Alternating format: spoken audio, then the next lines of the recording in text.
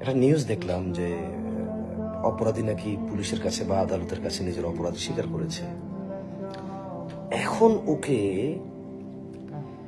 কোমর সমান মাটিতে পুঁতে পাথর মেরে মেরে মৃত্যু নিশ্চিত করতে অসুবিধাটা কোথায়? মায়াটা কার লাগতেছে ওর জন্য বুঝতেছি না আসলে। ওকে, গণতন্ত্র পৃথিবী উদ্ধার করবে যাদের বিশ্বাস, গণতান্ত্রিক ভাবে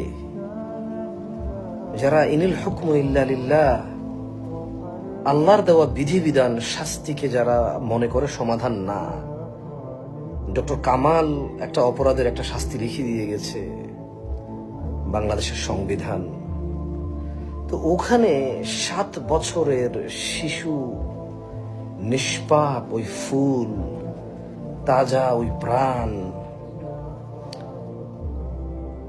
এই যে পৈশাচিক একটা নির্যাতনের শিকার হয়ে পৃথিবী ত্যাগ করলো, নিরপরাধ নিষ্পাপ এই মেয়েটা।